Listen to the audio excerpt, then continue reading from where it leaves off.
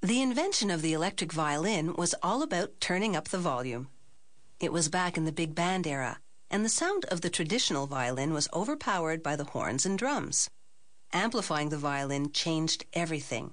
Suddenly, it wasn't just background sound. It was part of the show.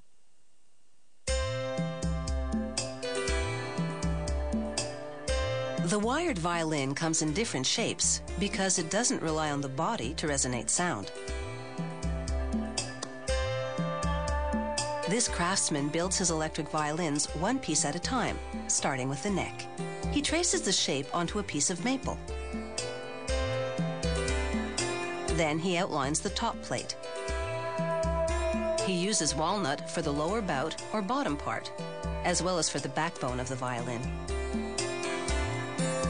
Next, he cuts out the shapes using a bandsaw.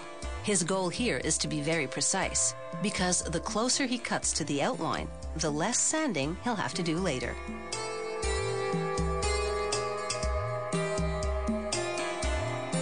The dimensions for the top and neck are exactly the same as a traditional violin, so there won't be any difference in the reference points the violinist relies on.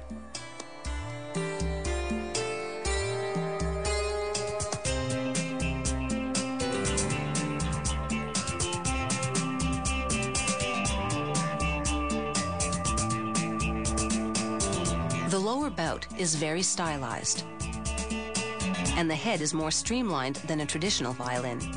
There's no decorative scroll.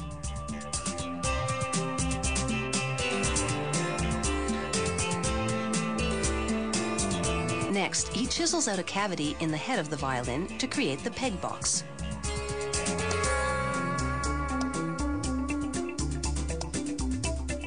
He carves parallel grooves onto the back to give it a snazzy look. Using a rasp, he shaves the wood to the correct thickness.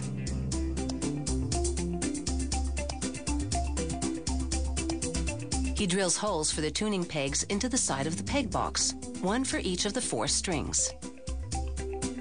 He files down the grooves on the back a little more. Then he scrapes the rest of the neck to give it a final finish. Using a reamer, he tapers the peg holes. The ebony pegs have matching tapers so they fit snugly into the holes. He checks to make sure everything measures up. Now he brushes wood glue onto the neck section and presses the ebony fingerboard onto it. He wraps them with surgical tubing to hold them together while the glue dries.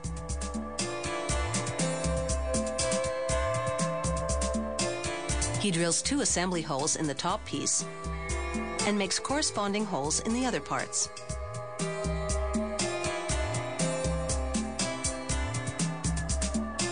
He smooths the edges of the backbone with an oscillating sander. Then, using a high-speed router, he bevels the lower bout piece to give it a clean edge. He rubs teal-colored stain into the wood because loud colors seem appropriate for these high-volume instruments. A crystal has been glued into the violin's wooden bridge to generate electricity from the string's vibrations and create sound. He pulls the wire from the bridge through the backbone and then mounts the bout to the backbone. He bolts an ebony chin rest on top. Next, he attaches the neck to the rest of the assembly. He loops on the ebony tailpiece. He pulls a string from the tailpiece to a peg. The act of tightening the first string raises the bridge, which will be held in place only by tension. Now it's time to hook up the violin to the amplifier and let the music tell the rest of the story.